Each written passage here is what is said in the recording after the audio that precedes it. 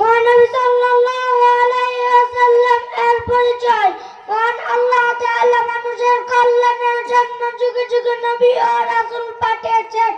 তাদের মধ্যে সর্বশেষ এবং সর্বশ্রেষ্ঠ হলেন আমাদের প্রিয় নবী হযরত মুহাম্মদ সাল্লাল্লাহু আলাইহি ওয়াসাল্লাম। 570 খ্রিস্টাব্দে আরব দেশে মক্কা নগরে বিখ্যাত কুরাইশ বংশে তিনি জন্মগ্রহণ করেন।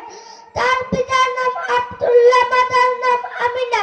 জন্মের পূর্বেই তার পিতা ইন্তেকাল করেন। তার বয়স যখন 6 বছর তখন তিনি তার মাতাকেও হারান। মায়ের ইন্তেকালের পর দাদা আব্দুল মুত্তালিব তাকে লালন পালন করেন। ছোটবেলা থেকেই তার চরিত্র ছিল সুন্দর ও পবিত্র। তিনি সব সময় সত্য বলতেন। আরবের লোকেরা তাই তাকে আল আমিন বা বিশ্বাসী বলে ডাকত। 25 বছর বয়সে তিনি হযরত খাদিজা রাদিয়াল্লাহু তাআলা আনহাকে বিবাহ বন্ধনে আবদ্ধ করেন। মহানবী সাল্লাল্লাহু আলাইহি ওয়াসাল্লাম বয়স যখন 40 বছর তখন আল্লাহ তাআলা তার উপর পবিত্র কুরআন নাযিল করেন। দীর্ঘ 13 বছর পর্যন্ত তিনি মক্কা নগরীতে মানুষকে আল্লাহর দিকে আহ্বান করেন।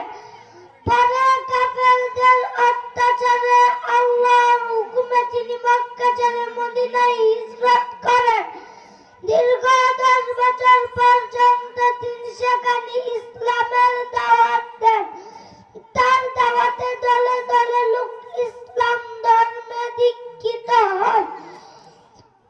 63 বছর বয়সে আমাদের প্রিয় নবী সাল্লাল্লাহু আলাইহি ওয়াসাল্লাম ইন্তেকাল করেন। তিনি পবিত্র মদিনার রওজায় শায়িত আছেন। আমরা তারই উম্মত, তারই আদর্শ আমরা সকলের মেনে চলব। তারই আদর্শ মেনে চললে দুনিয়া ও আখিরাতে উভয় জাহানে আমরা শান্তি লাভ করতে পারব। মাশাআল্লাহ, জাযাকাল্লাহু আহসানাল জাযা, বারাকাল্লাহু ফি হায়াতিহি ওয়া বারাকা ফি ইলমিহি ওয়া বারাকা ফি সাওতিহি ওয়া বারাকা ফি আমালিহি ওয়া বারাকা ফি জাসাদিহি। আল্লাহুম্মা তাকাব্বালহু লিখিদমাতিল ইসলাম। সকলে বলে আমিন। আমিন। মুহতারাম হাজিরিন, শুনতেছিলাম আমাদের একটি ছোট্ট ছাত্রর কণ্ঠে যিনি আল্লাহর হাবিব সাল্লাল্লাহু আলাইহি ওয়াসাল্লামের 63 বছরের লম্বা জিন্দেগিকে একবারে সংক্ষেপে আপনাদের সামনে উপস্থাপন করলেন।